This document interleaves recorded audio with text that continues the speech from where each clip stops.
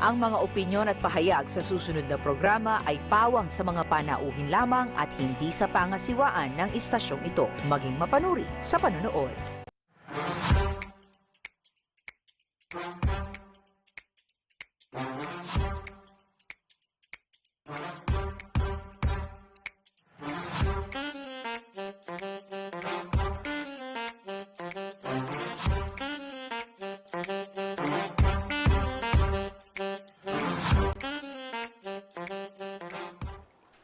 Good noon mga kababayan! Maya Pogto po kabalen. Welcome po sa community program ng inyong paboritong CLTV 36. Ito po ang topic sa programang ito. Pag-uusapan po natin ang iba't ibang patok at trending topic dito sa Central Luzon. Ako po si Jody Dizon Mercado at hayaan niyo pong samahan ko kayo sa kwentuhan ngayong tanghalian. Live po tayo sa Free TV at sa lahat ng cable partners ng CLTV at maging sa ating official Facebook account na CLTV 36 Official. Today is March 27, 2023, araw po ng Lunes. Noong bang Biyernes, medyo kayo ba'y namangha sa kakaibang sighting sa kalangitan? Meron yung moon, no? Yung moon na parang may nakasalo siya, yung formang nakasalo, tapos may star, di ba? Kakaiba. So, pero alam ko may sinasabi muli ang mga eksperto ngayong linggong ito naman 5 planeta ang mag-a-align. By the way, yung palang star, hindi pala star 'yon, yung Venus pala 'yon, may alignment yung Venus tsaka po yung buwan. And this week, may sinasabi pong mga eksperto, 5 planeta naman po ang magkakaroon ng alignment. And speaking of alignment, magkakaroon po ng alignment o ng oil price rollback. Alright. Marami ang masaya sa ating balitang ito. Meron pong ipapatupad na oil price rollback ang mga kumpanya ng langis bukas. Batay po sa inilabas na impormasyon mula sa Department of Energy, posibleng umabot ng piso at 50 sentimo ang ibabawas sa kada litro ng diesel, samantalang piso at 20 sentimos naman ang ibabawas sa kada litro ng gasolina, habang 2 pesos ang pwedeng abutin ng ibabawas o itatapyas sa kada litro ng kerosene. So inaasahan pong bukas, araw ng Martes, ang implementasyon ng oil price rollback. No? Usually po ang announcements ay nangyayari, official announcements ay nangyayari ng Lunes, at sa susunod na araw ng Martes po ipinapatupad ang oil price rollback. So good news po yan sa ating mga motorista, sa private man, at sa pampublikong sasakyan. Makakatipid po tayo for this week ng inyong ipapakargang produktong petrolyo. Samantala, ikaw na ba ang susunod na BTS o Barangay TikTok Superstar? I-flex ng inyong talent at makisali sa inihandang pa-contest ng CLTV 36. Baka ikaw na ang hinahanap na pinakabagong Barangay TikTok Superstar. Abangan kung sa barangay ninyo ang susunod na bibisitahin ng aming CLTV 36 truck. Paano po maging mapili bilang Barangay TikTok Superstar? Madali lamang po. Unang-una, i-follow ang aming TikTok account na @CLTV36. Gumawa ng TikTok video na nagpapakita ng inyong talento sa pagsayaw o pagkanta. Isali rin po rito ang maikling pagpapakilala o introduction na nandito po ang inyong pangalan at syempre CLTV36 BTS of Barangay. Kung kayo'y ang inyo pong barangay ay San Jose, o Magliman, o Santo Niño, yan po ang ilalagay nyo sa introduction na yan. Ang TikTok video ay dapat at least 60 seconds. So, ibig sabihin po, kailangan 1 minute, no, or more ang itatagal ng gagawin yung TikTok video. Pero feeling ko naman hindi kailangan na maging 1 oras. Ha? Hindi ho maipopost sa, sa TikTok. And syempre, i-post ang inyong content at itag ang CLTV36 sa inyong caption. Ang mananalo po rito, ang mapipiling mananalo ay makakatanggap po ng papremyo mula sa mga sponsors at i-announce sa official Facebook account at sa aming TikTok account. Dito po yan sa CLTV36 ang magiging winner natin. So baka ikaw na yan. Baka ikaw nang susunod na Barangay TikTok Superstar. Magpadala na ng inyong mga entries at baka ikaw na ang mananalo sa ating pa-contest. Samantala, para sa karagdagang impormasyon at balita, tumutok lamang ho kayo sa aming social media platforms and syempre manood po ng aming mga news programs dito sa CLTV 36. Nabanggit ko na ho kanina ang aming official Facebook page na CLTV 36 Official. Meron pa ho kaming isa pang Facebook page. Ito po ang CLTV 36 News. Ang aming pong Instagram account naman po ay CLTV 36 Official. Ang aming pong Twitter handle ay CLTV 36 para po mabasa po ninyo ang aming mga tweets sa Twitter. Samantala sa mga nais makapanood ng mga nagdang episodes at programa ng CLTV 36 at sa aming mga latest uploads, mag-subscribe ho kayo sa aming YouTube channel na at CLTV 36 Official. Para sa karagdagang impormasyon hinggil sa CLTV at sa aming live streaming, i-type lamang po sa inyong web browsers ang www.cltv36.tv. And ang aming pong TikTok account naman kung saan pwede po ninyong i-mention para doon sa inyong mga entry sa ating Barangay TikTok Superstar. Ito po ay at CLTV36. At ngayong araw po ng Lunes, excited na ba kayong mabasa ang inyong mga komento sa ating topic question of the day? Ano ang lagi mong dala tuwing nagbabakasyon ka? Oo nga, usually pag ganitong panahon, bakasyon time na. And noong matagal na panahon, usually tama, no? Mga kalagitnaan na ba? O hindi, patapos na ang Marso, mga ganitong panahon talaga noon. Panahon na ng bakasyon. Ito na po ang inyong mga komento. Basahin natin. Nang unang nagpadala po ay si Redensky Abital. Itong sabi niya, lagayan ng ulam at marami. Kasi marami daw piyestahan. Oo nga, kapag summer, talagang ano pala to?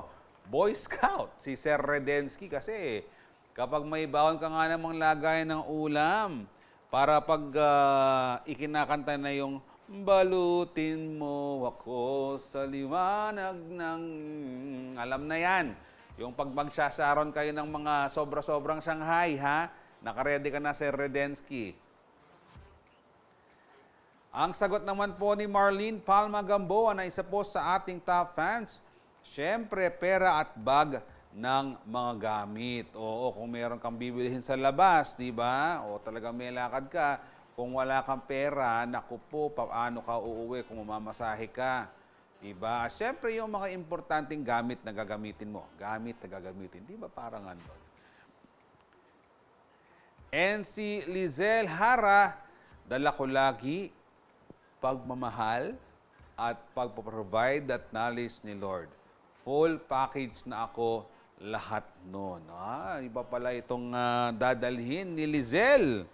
At huwag mong kalimutang magdala ng payong, ha? At saka kung meron kang lagayan ng tubig upang hindi ka ma-dehydrate sa sobrang init ng panahon. Talagang napakainit talaga ng panahon ngayon, no? Actually, ang Pag-asa sinabi, asahan pa rin ang mainit na panahon, maalinsangang panahon dahil last week nagsimula na po ang tag-init, dry and warm season sa Pilipinas na posible pong tumagal hanggang sa buwan ng Mayo. And tuloy-tuloy niyo lamang pong ipadala ang inyong mga komento sa ating topic question of the day. Pati po ang inyong mga pag-greetings, pabati at mga pa-birthday greetings. Basahin po natin lahat yan bago po matapos ang ating programa. At bago po natin simulan ng kwentuhan, narito po muna ang mga malalaking balitang Central Luzon. Handa nang magbigay ng confidence sa pamamagitan ng enhancement ang bagong bukas na Dr. MG Manalang Aesthetic Clinic sa siyudad ng San Fernando, Pampanga. Kung ano-ano ang kanilang mga serbisyo at produkto, alamin natin sa ulat ni JM De Jesus.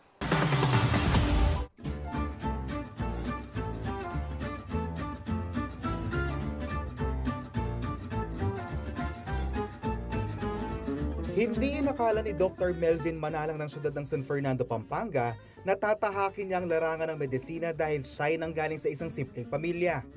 Naging scholar si Doc Melvin noong kolehiyo at nakapagtapos ng medisina sa De La Salle University noong 2019. Matapos ay nag-specialize siya sa aesthetic medicine and surgery sa Pan Pacific Aesthetic Institute. Kwento ni Doc Melvin, ang kanyang hindi magandang karanasan noong kabataan ang naging sandata niya upang abutin ang kanyang pangarap. And then why did I choose this specialization? Why do I like to beautify people and boost their confidence? The reason is, bullying nung high school and during elementary, subject talaga ako sa bullying ng mga before. Kung makita nila ako, they will recognize me, of course, because of the appearance, ganyan, di ba? Meron mga ganun kasi. So, na-realize ko na I don't want other people to go through the same problem, to go through the same difficulty. So, I'm here to help them out. Matapos mag-practice ng medisina sa Metro Manila ay nagdesisyon si Doc Melvin Manalang na umuwi na ng Pampanga para magtayo ng sariling clinic sa siyudad ng San Fernando. March 23, 2023, nang formal na buksan ang Dr. MG Manalang Aesthetic Clinic na matatagpuan sa ZMP Building, Villa Corazon, Barangay San Agustin.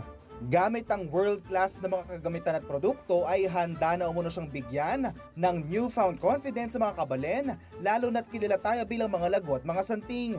Well, here we have what we call M-shots. Well, basically it's IV nutrition therapy, different combination of medication na may iba't ibang benefit from whitening, anti-aging, antioxidants, immune boosting, etc. And then we also have machines. So we have lasers, we have hair removal, we have EMS, yung mga muscle stimulation that could help you tone your muscles. So, meron din tayo mga machine to help in tightening your skin and then which can help also reduce fats and yung mga stubborn fats. We can do that here. Aside from the fact na I'm a cosmetic surgeon, we can do surgeries. I can do the consultation here. And then kung malaking surgery, we can do it in the other facilities that I am affiliated with.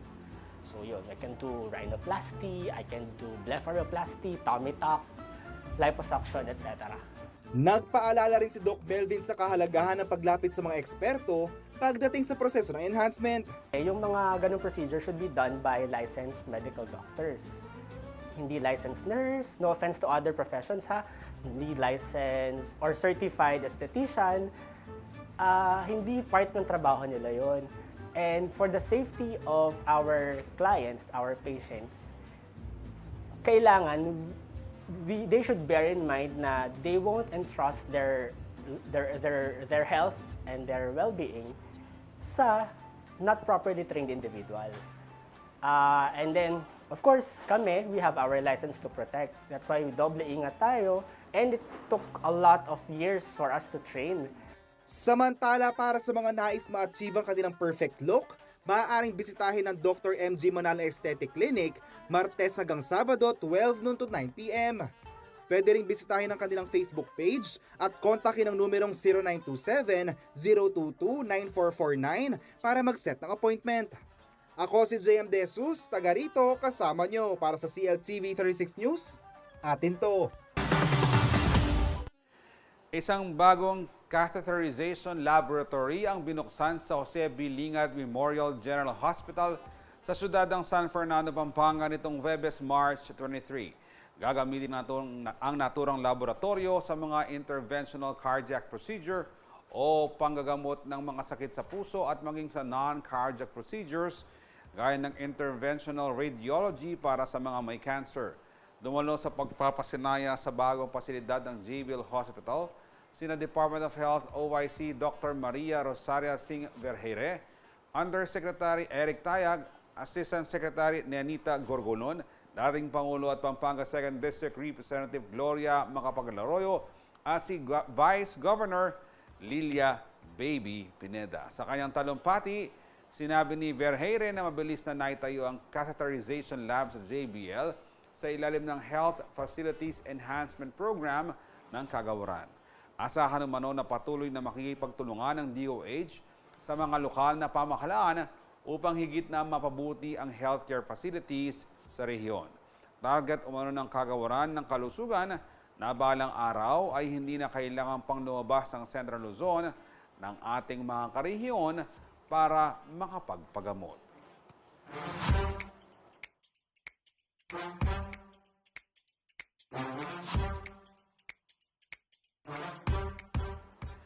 Sumentro sa pagpasasalamat at paglalahad ng mga plano ang naging pagdiriwang ng 20th anniversary ng Metro Clark Waste Management Facility Corporation nitong nakarang Biyernes sa Clark, Pampanga. Kabilang umano sa mga nais na isulong ng nasabing kumpanya ang pagtatayo ng isang waste-to-energy facility upang mabawasan ang bulto-bultong basura at magkaroon ng panibagong supply ng kuryente sa riyon. Magbabalik si JM De Jesus.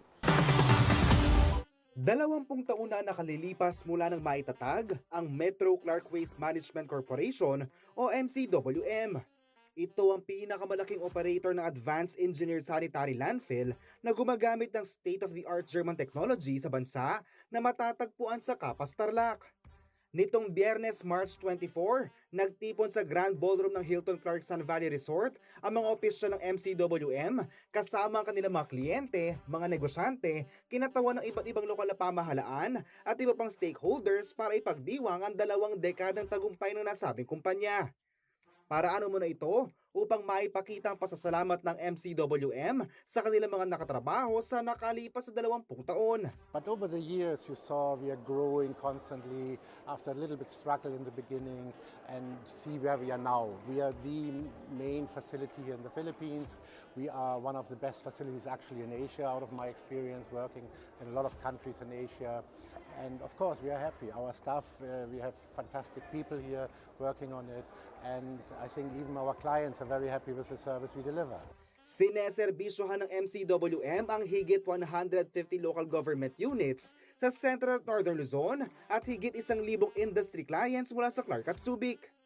Sa kabila ng malawak na operasyon ay tinitiyak umuno ng MCWM na magpapatuloy ang maayos na waste management process na kanilang ipinairal upang hindi makasira bagkus makatulong pa sa kalikasan.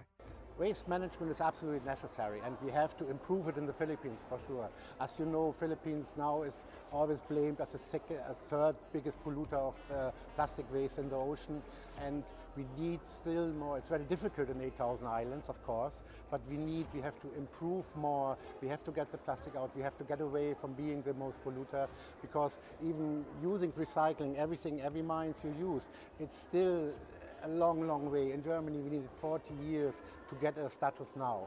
But we have a recycling quota of 40-60%. It's not 100%, and recycling is not a 100% solution. So you have to do what we are proposing for the future. You have to go in the next generation waste management. And I hope we can prove to the Philippine people again that we can do it.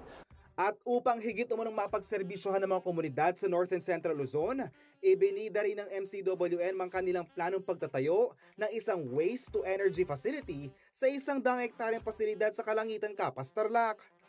Inaasahan umunong maghahati ng naturang proyekto ng $220 million hanggang $250 million na investment sa bansa. Popondohan ng waste-to-energy project ng MCWM at ng kanilang partner na Plumbec Emirates. Sustainable way to handle the waste, and it is good for the country because if you look from outside to the country as an investor, you're looking what they are doing with the environmental, what they are doing with the population. And if you have a clean waste management system, you can show everybody it is on an international level. You can show everybody it is the goal is to clean the country, to make it usable for all population in the country.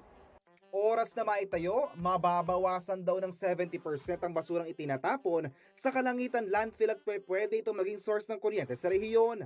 The process brings out electricity, brings out heat, which we can change in cooling, provided to companies here in the region, brings jobs, and at the end there's a small amount of slag which we can use in road construction or everything, and a very small amount of ash, it has to be stored. So this means we are using waste as a raw material, which is making it very sensible to do it. Nangako naman ng MCWM na hindi sila hihinto sa paghahanap ng mga alternatibo at kapaki-pakinabang na paraan upang mapanatiling malinis at maayos ang bawat lugar sa North at Central Luzon. Ako si JM De Jesus, taga rito kasama nyo para sa CLTV 36 News. Atin to. Bago po tayo magpatalastas, nais ko po munang batiin ng happy anniversary si Mark Vin and Dawn Sibug. Mark Vin and Dawn, sana'y patuloy kayong magmahalan forever dahil ito pa lamang ang inyong first anniversary. And siyempre, manatiling sentro ang Panginoon sa inyong pagsasama at lahat sana ng nais nyong gawin bilang mag-asawa, mag-travel, no? At lahat-lahat pa ay magawa ninyo. And patuloy sanang i-bless ang inyong pagsasama at pagsisimula ng buhay pamilya. Magmahalan kayo hanggang gusto nyo. Happy anniversary, Mark Vin and Dawn Sibug. Abangan sa ating pagbabalik ang iba pang anunsyo dito lamang po sa Top Pick.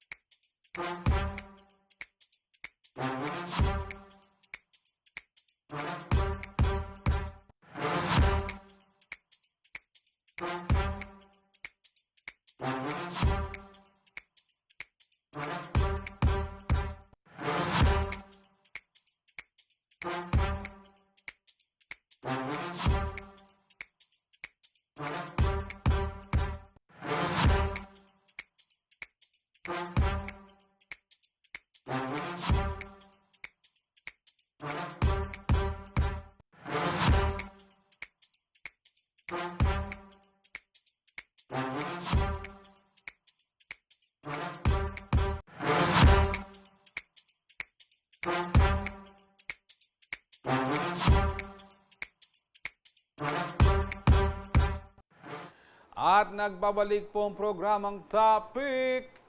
Happy birthday kay Mael Silva. Bapang Mael, happy 60th birthday. Talagang napakagarbo ng iyong birthday kamakailan. Napakadami mong bisitang dumalo.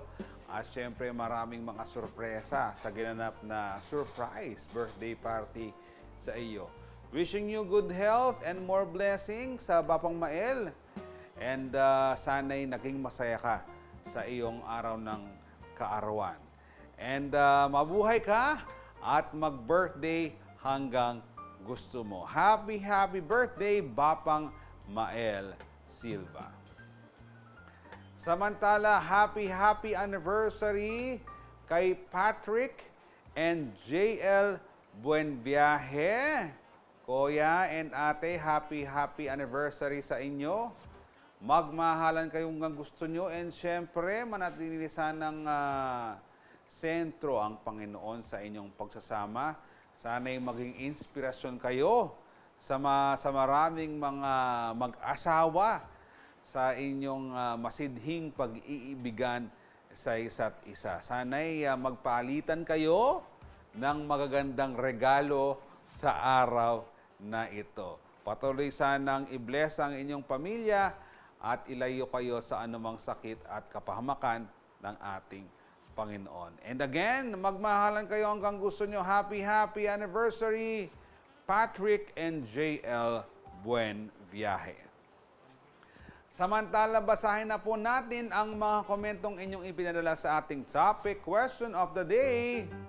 Anong lagi mong dala tuwing nagbabakasyon ka? Ang sabi ni Ernest Ambrad Iloso, wala akong bakasyon. So, ibig sabihin, wala akong dala. Eh di, wala. Ikaw talaga si Ernesto. Pero kailangan mag-ano ka rin. Take time for yourself. Have a break. Have a KitKat. Si Christine Legaspi, maleta. Ano ang laman ng mahiwagang maleta ni Christine? Ang sabi nga ng kilalang Chris, anong laman ng briefcase? Ang sabi naman po ni Oliver Pagku, ang nilalaman ng kanyang bag tuwing bakasyon ay toothbrush. Dapat may kasama ring toothpaste. Siyempre, para hindi ka na humingi kung saan ka man magbabakasyon. Talagang fresh na fresh ang breath ni Sir Oliver Pagku. Maraming salamat po sa inyong kumakomento. Tuloy-tuloy niyo lamang pong isend ang mga yan at babasahin natin sa ating programa bago po ito matapos maya-maya. Sa puntong ito, bigang daan po natin ang mga anunsyong ito sa ating community billboard ngayong araw po ng Lunes.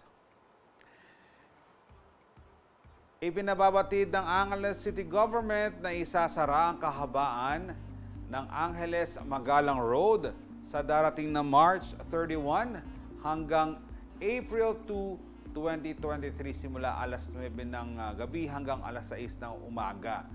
Hanggang ito po'y isasagawa dahil meron pong asphalt laying ang Department of Public Works and Highways sa lugar na ito. Pinapayuhan ng mga motorista na iwasan ang nasabing daan at gumamit ng alternatibong ruta. Ano bang araw yung March 31? Parang Biyernes yata yun. Biyernes, Sabado at Linggo. At alam ko yung April 2 ay Palm Sunday, no? So, sa mga dumaraan po karaniwan sa Angeles Magalang Road, sa mga araw na ito ay isasara po muna dahil may papatupad na proyekto ang ating gobyerno. Ikaw na bang susunod na mutya at lakaning Lubao? Si Franz Graciel hindi pwede rito dahil taga-Guagua siya. Narito ang tatlong main qualifications upang makasali bilang contender o kandidata sa Lakan at Mutya ning Lubao. Ang candidate ay dapat single, pinanganak sa Lubao at nakatira dito at least 6 months. Ang candidate ay dapat at least senior high school student, 18 to 25 years old. Ang minimum height ay 5'6". Ang application period ay hanggang March 30, 2023 o araw po ng Huwebes. Para sa mga may katanungan at karagdagang detalye, makipag-ugnayan lamang sa FB page ng Bayan ng Lubao. Hanap mo ba'y trabaho sa turismo? Makibahagi na sa Trabaho, Turismo, Asenso. Philippine Tourism Job Fair nagaganapin sa Robinson Star Mill City of San Fernando, Pampanga sa darating na March 30 at 31, 2023. Para sa mga interesadong aplikante, maaari na mag-pre-register sa nasabing Tourism Job Fair sa registration link na makikita sa Facebook post ng Department of Tourism Region 3. Pero pwede rin po kayong mag-email sa dot3@tourism.gov.ph. Makibahagi na sa Financial Literacy 101 webinar na isasagawa ng DICT Pampanga sa darating na March 30 simula alas 7 ng umaga hanggang 11:30. Bago po mananghalian, ang webinar ay bukas para sa lahat ng mga interesado na palawakin ang kanilang kaalaman tungkol sa financing. Bisitahin ng FB page ng DICT Pampanga at hanapin ang post tungkol dito para sa registration link. At sa ating pong pagbabalik, makipagkwentuhan kasamang ating kabalen na kinoronahan bilang Miss Queen of the World 2023 noong March 18 sa New Jersey, USA. Manatili kayong nakatutok at magbabalik po ang programang Topic.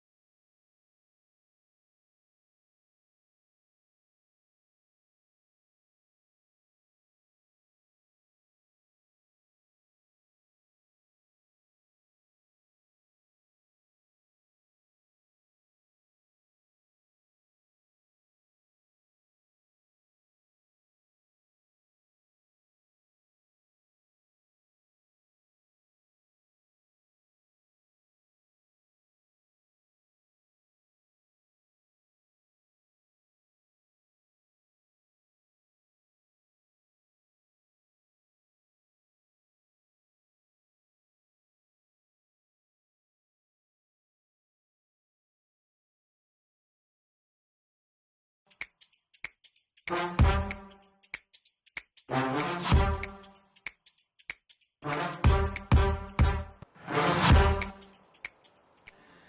nagbabalik po ang topic. Nais po muna naming batiin dito po ng mga kasamahan natin sa CLTV 36. Si Johnny Lalu Malyari ng happy birthday, Johnny! Sana'y masaya ang iyong birthday.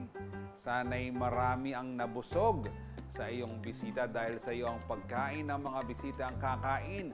Pero siyempre, paano naman kami? Siyempre, dapat matikman din namin ang handaan na mula kay Johnny L. Malyari, isang napakasipag, isang napakapogi at maasahang empleyado ng CLTV 36. Lahat sana ng mga birthday wishes mo ay matupad, Johnny, and nabigyan ka pa ng malakas sa pangangatawan ng ating Panginoon. Ingatan ka at ang buong pamilya sa anumang sakit at kapahamakan. Mabuhay ka at mag-birthday hanggang gusto mo. Happy birthday, Johnny Lalu Malyari, coming from your CLTV 36 family. And speaking of family, birthday din ni Marian Bravo. Ang greetings na ito ay siyempre nagbumula sa head of the family na si Ray Bravo Jr. Ate Marian, happy birthday sa iyo. Sana'y masaya rin ang naging birthday at pa-birthday ni Ray Bravo sa iyo. Saan ka ba niya dinala? Ikaw ba'y naging tinreat ka ba niya sa iyong birthday? Binigyan ka ba niya ng regalo? Dapat meron. Pero for your birthday, and maraming blessings para sa inyong pamilya. Lahat ng gusto mong gawin, mga pangarap sa buhay ay sana'y matupad. At siyempre, maging malusog kayong buong pamilya, no? Itong si Ray, itong si Adrian, and yung inyong pang isang alagad niyan. And siyempre, ikaw rin, Ate Marian. Mabuhay ka at mag-birthday hanggang gusto mo, Ate Marian. Kung may sobrang Shanghai, ipadala mo kay Ray Bravo. Samantala, ituloy na po nating basahin ang mga komento sa ating topic question of the day. Anong lagi mong dala tuwing nagbabakasyon ka? Ang sabi po ni ako si Lloyd Kubakub, Tagalog ka ngayon, Bap? Alak-alak, Bap, ang lagi kong dala pag nagbabakasyon. Malyari po tayong Tagalog. Pwede rin po tayong Kapampangan, Bossing Lloyd, ne? And kung medyo alak ang dadalan mo, Boss Lloyd, yung mag-ingat-ingat, no? Pota, malasing ka. Misa ka sa jalan, ha? Boss Lloyd. Si Beng Bonifacio, Rosario, Gangnu Kumunta, Panekeng, Baon, Paneneng, Daralan. Siyempre, for the protection, no? Laging may dalang rosary, si Ma'am Beng. Ayan, ang ating top fan na talaga namang every topic question of the day, meron siyang komento. Si Jersey G. Salonga Jersey, payong, check. Sunscreen o sunblock, check. Sunglasses, check. At mayroon pa siyang at marami pang iba. Importante talaga ngayon yung mga pananggalang sa init ng araw, lalo na yung sunblock. Kasi kung hindi ka gagamit ng sunblock, masasobrahan ka sa sun, magiging black ka na. Tuloy-tuloy niyo lamang pong ipadala yung mga komento sa ating topic, question of the day.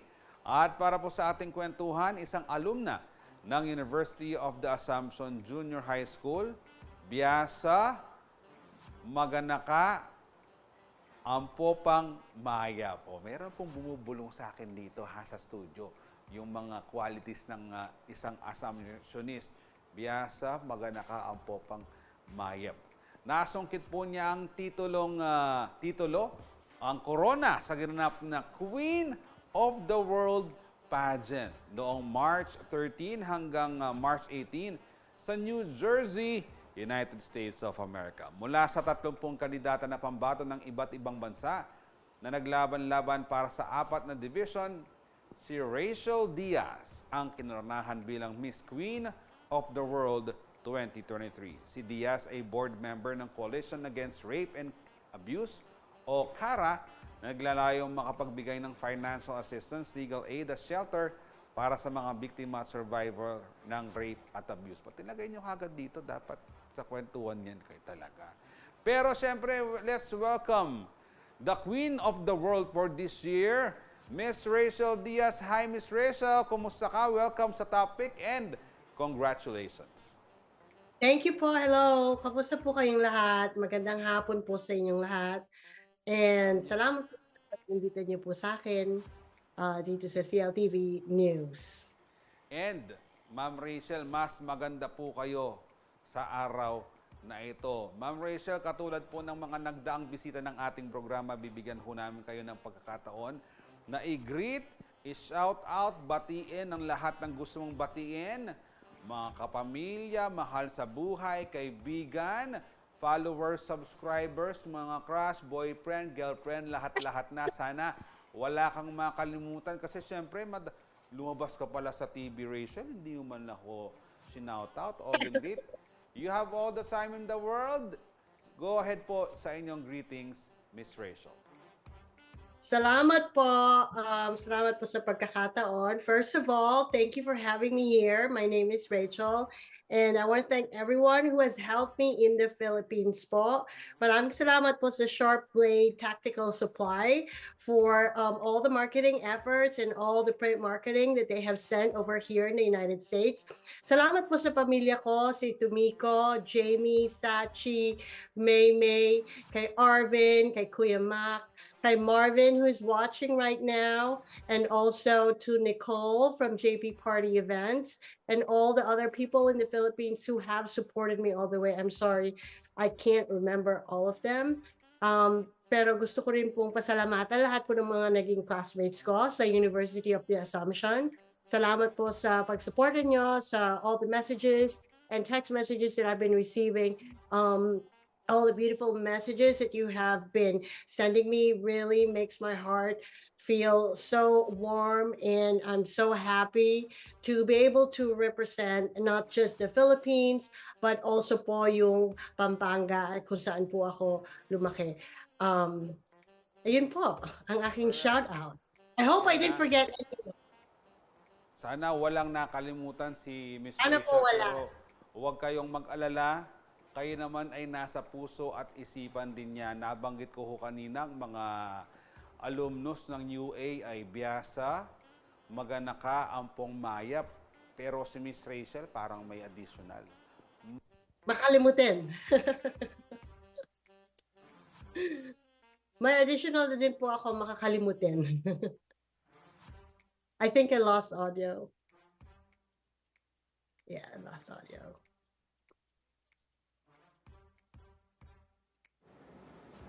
There we go. Yan. Miss Rachel, where are you now? I'm here. Hi. Yeah. Nasan ka sa US? New Jersey, no? Yes, nasa New Jersey po ako ngayon. It's currently 12:47 in the evening. Kaya good Oy, evening naku po sa mga Pilipino dito sa the Filipino community here in New Jersey then. They're also watching. And also the Queen of the World pageant system in New York.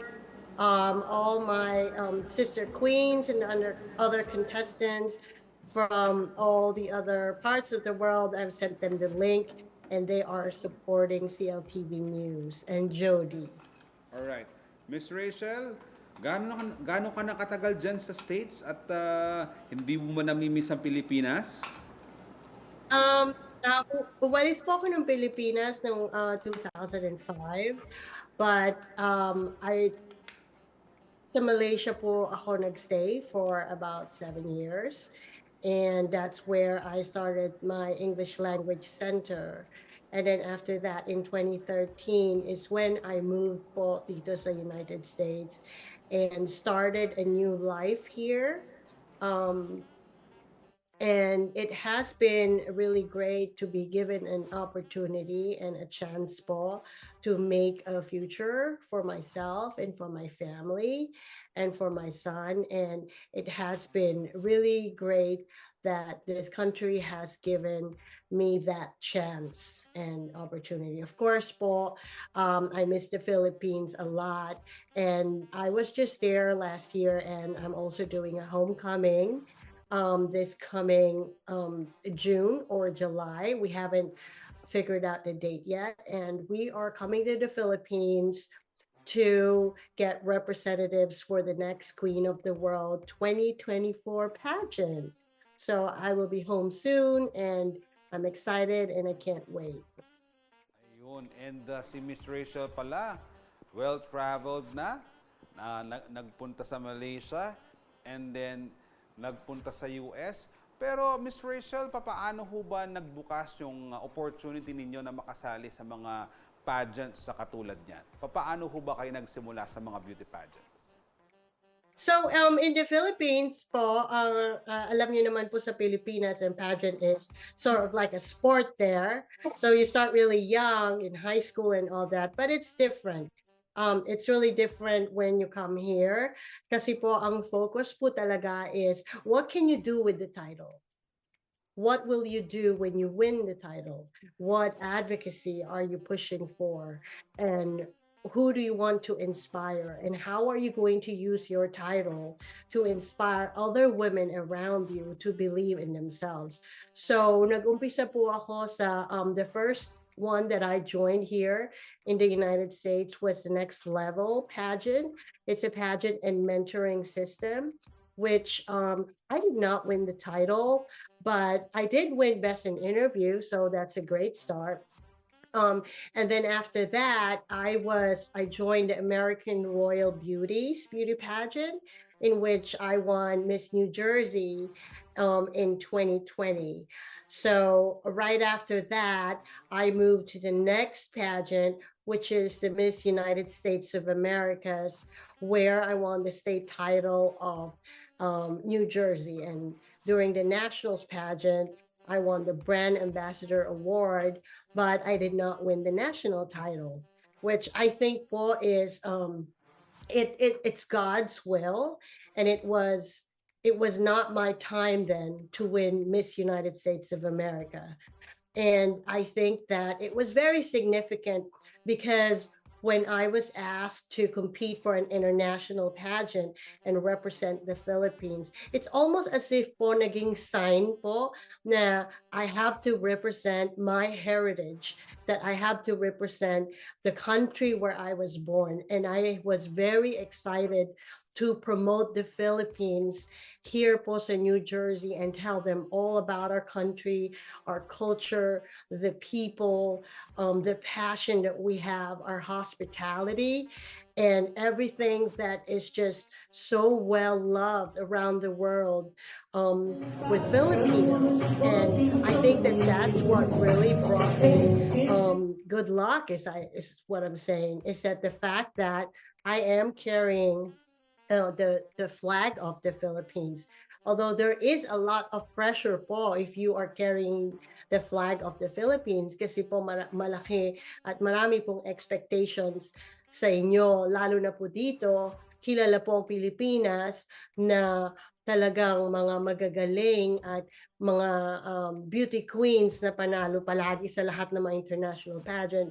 So going into an international pageant carrying the banner of the Philippines, everyone was expecting for me to be a powerhouse. Everyone was expecting a lot from me. So there was a lot of pressure there, but it was very enjoyable po to be able to finally carry the Philippines name, and I'm very proud of it.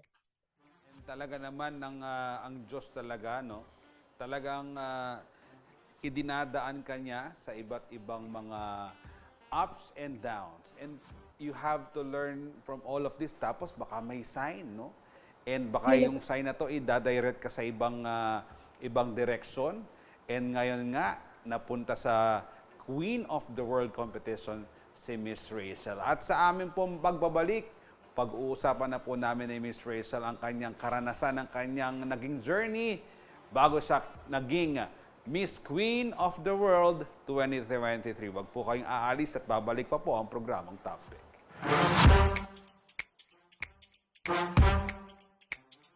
Are you okay? Yeah, is that okay? Okay, mute.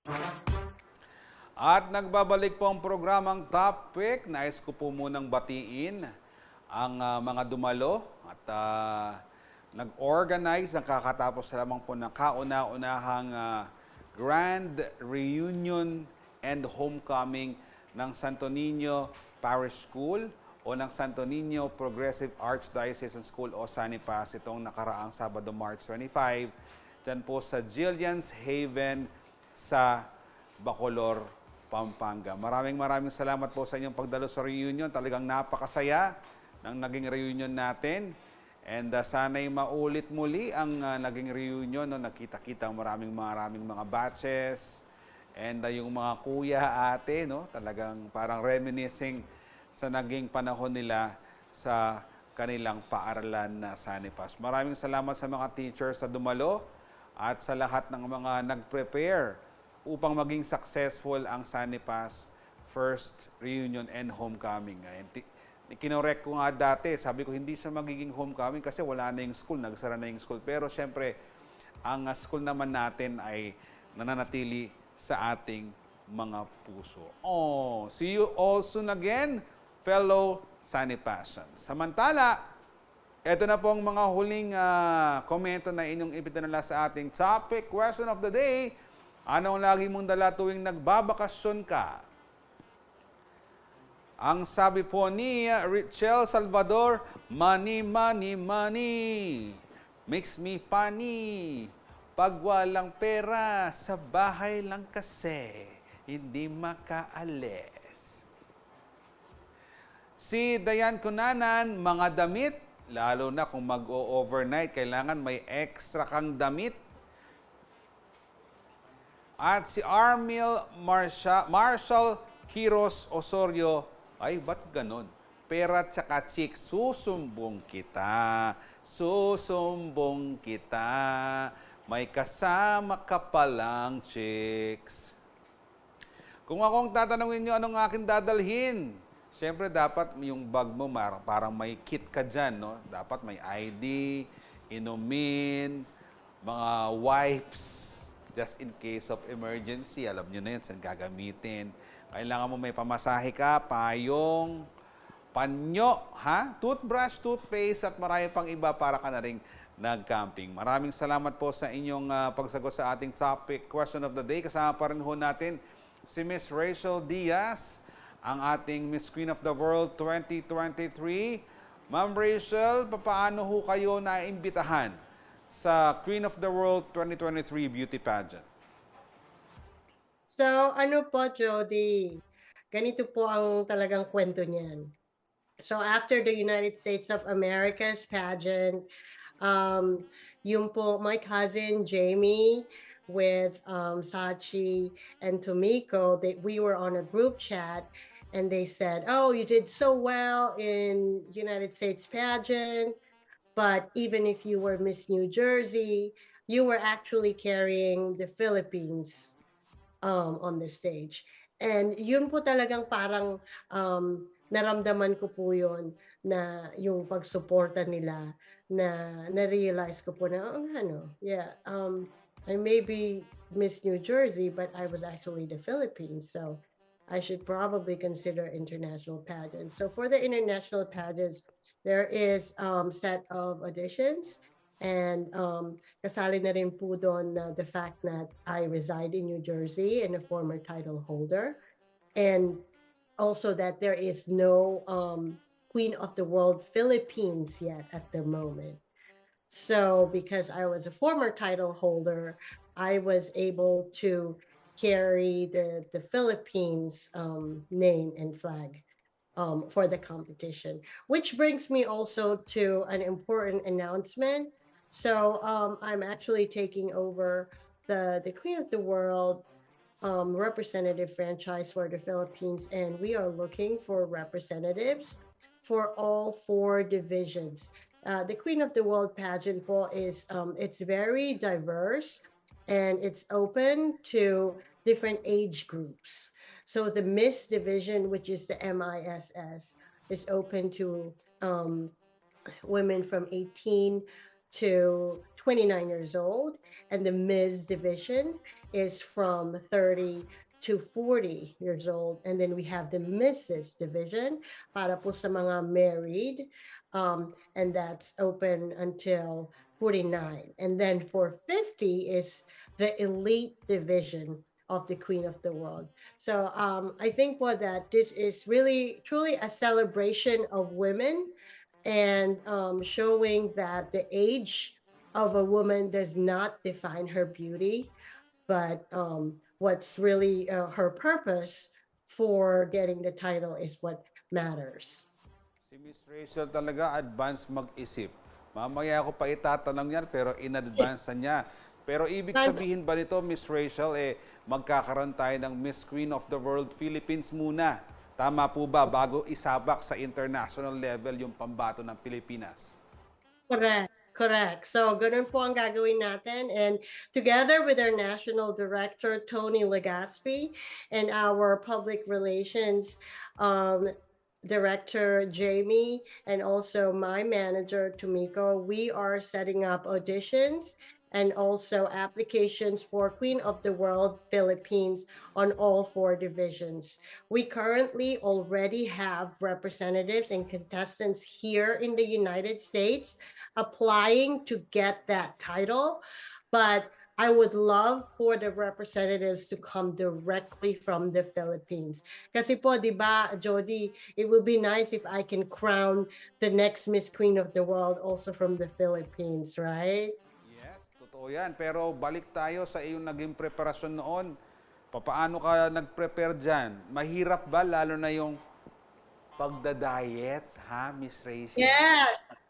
Mahirap na mahirap mag-diet, Jody. Okay, so I have 6 coaches, and I have a fitness coach, an interview coach, a walking coach, a wardrobe coach.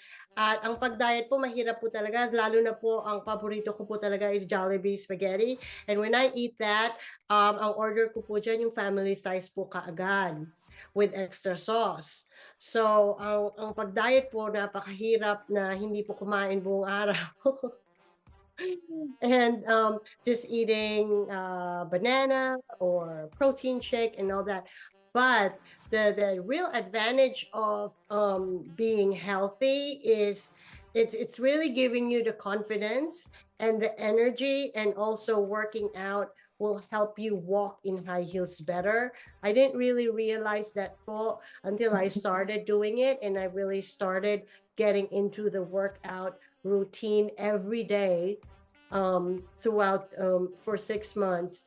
And I realized that I could walk better, the energy is there, and there's just really more confidence. So hindi naman po yung dapat perfecto ka. No one is perfect, but what's important is you feel good about yourself. If you are physically fit, you feel good, you have the energy, and people see that po. Nakikita po nila kung ano po yung confidence nyo sa sarili nyo and how good you feel about yourself. If you think you're beautiful, other people will think it too. Yun. And yun na, nagbigay po ng tip, sikreto si Miss Rachel. Kailangan healthy lifestyle upang makapagsuot ng mga high heels ng mas mabuti, makapaglakad ng mabuti, and syempre you'll feel good about yourself. Nung mismong competition, Miss Rachel, kabado ba or talagang Rexona, full of confidence ka? Kabado po talaga. In the backstage, backstory. So in the backstage for the finals night, we had a preliminary before that, preliminary gown. and swimsuit and interview competition. So during the finals, after the opening number, they basically already knew who the top 15 was. So kabado-kabado po ako kasi ang sa akin po, paano kung hindi ako natawag sa top 15, di nakita lang ako doon sa opening number, wala na. No? Wala na akong view, di ba? So kabadong-kabado po ako, nasa backstage po ako. Yung isa pong title holder doon is, she said, "Oh, just relax and all that, breathe, and there's champagne if you want some." So I was like, no. So I went on the stage and I was just really, really nervous. But then pagkakita ko po sa aking mga family who was here, and then I just felt better. And especially when they called the Philippines. So that just made me really happy po. And Rachel, ano ang pakiramdam? In-expect mo ba na ikaw ang makokoronahang Miss Queen of the World 23? Talagang may vibes ka ba na, I'm gonna win, I'm gonna win, I'm gonna win? Let me explain. That's a great question, Jody. Did I expect it? Let's just say that I put in a lot of work into it. And I know in my heart that I gave it my 100%. Everyone is teaching you how to win. All the coaches are teaching you this is what you do so you win. But no one ever teaches you how to lose. So I taught myself how to lose. How will I react if I don't win? What does it mean if I don't win? So ang sa akin po, alam ko po na lahat po ng kaya kong, pwede kong gawin para po manalo ay ginawa ko po sa lahat ng makakaya ko. So kung ano man po ang kalalabasan, I believe that whoever wins and whoever gets that crown, it's her time. It is her moment, and it's not for me. But that does not define my failure. That does not define me as a woman, but it just is her time. So that thought in my head, believing that whoever wins will be her time, has made me feel better, knowing that it's in God's hands. That whoever wins, that's his will. So I guess it was his will that I won the title, and I knew it right at that moment. I was not expecting it, but I knew that my hard work in some shape or form would be repaid. So that's the part that I expected. I expected that all the hard work that I put in will have something. Something will come out of it. It's either a crown or something else. So did I expect to win? Yes. The definition of winning, on the other hand, was very different. Siyempre, lahat kayong nandoon, Miss Rachel. Deserve na deserve, no? Lahat ng pinagdaanan ninyong hirap, preparasyon, diet, it culminated nung tinawag ka roon, and then finally, ikaw na ang Miss Queen of the World 2023. Kung ikaw ay nasa pelikulang Titanic, si Leonardo DiCaprio ang King of the World. And on your competition, ano ba yung mga advocacies ngayon na iyong isusulong, Miss Rachel? Yes, before I talk about that, real quick, Jody, just about the winning.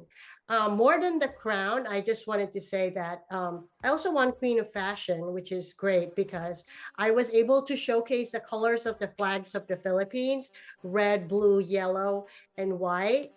And it was great that people have noticed that the fashion forward wardrobe that came from my grandmother and also from Filipino designers. So I just wanted to put that out there.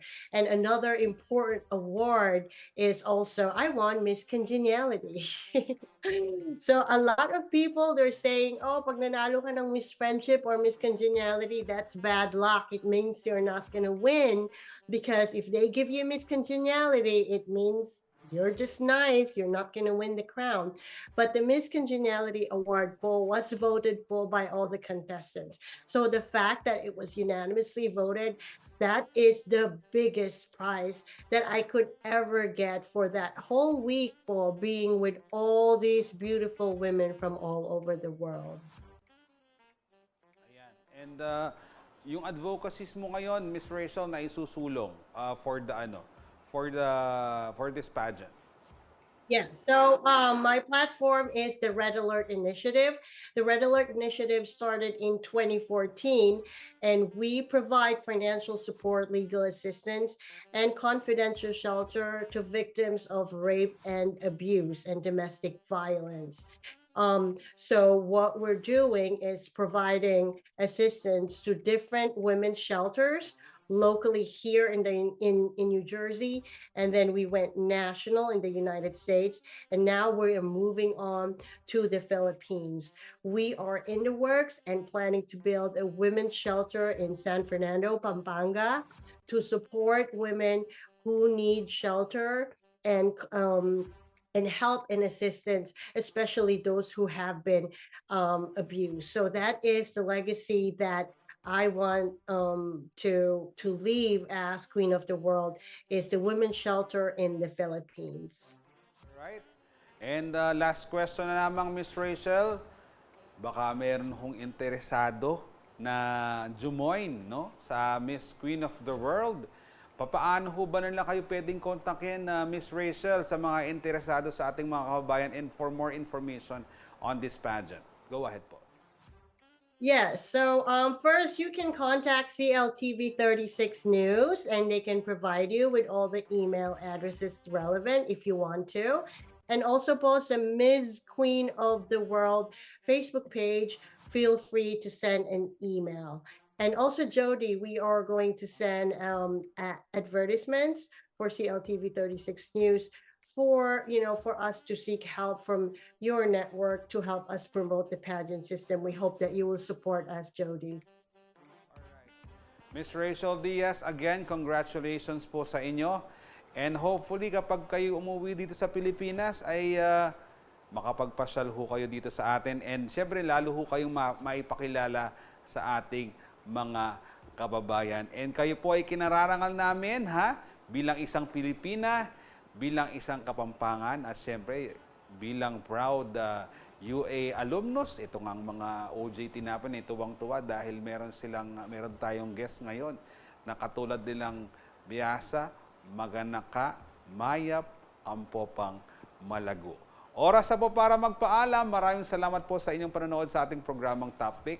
Sa aking anak na si Harper Arabella at wife na si Patricia Calogranda kayo. Ako si Jody Dizon Mercado, taga rito, kasama niyo CLTV 36. Atin to.